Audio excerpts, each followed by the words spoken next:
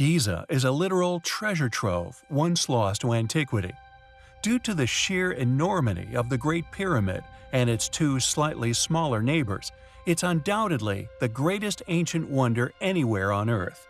A smorgasbord of mysteries drenches the plateau and beyond.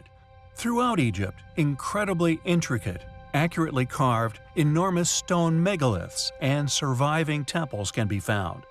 The Great Pyramid of Cheops, which contains the claimed sarcophagus of Khufu, which would not have fitted into the structure, this regardless of how they created such enormous yet astoundingly plumb structures, set over such a large area of space and indeed with the weight of the stones used.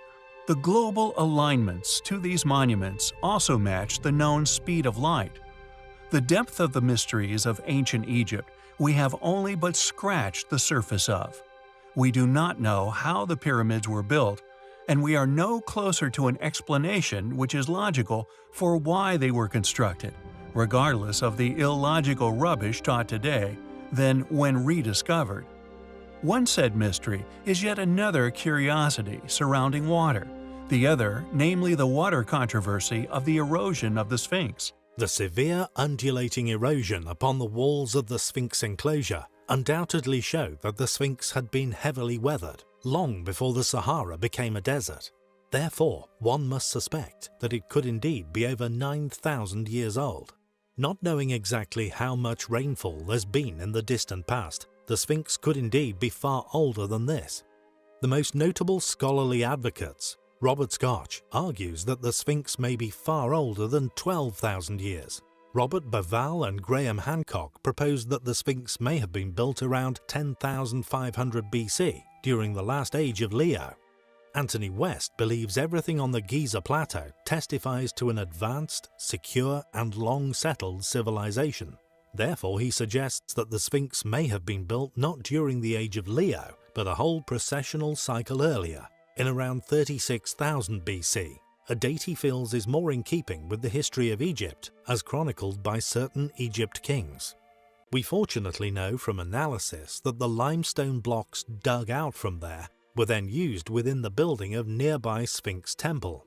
Interestingly, no other site in Egypt shows the same type or degree of erosion. It pertains to a dusting of curious drainage systems found built into, or rather just below, original temple structures. The peculiar thing regarding the enigmatic flow chambers is not only their tiny size, as if harvesting rather than to be used for ancient drainage of precipitation. However, if indeed proven for the removal of rainwater, it would defend additional alternative historical theories regarding the posit of how the Sphinx lost its nose to rain. This pushes its date of construction, however, into an era not acceptable within modern paradigm. What were these curious channels? What were they constructed for?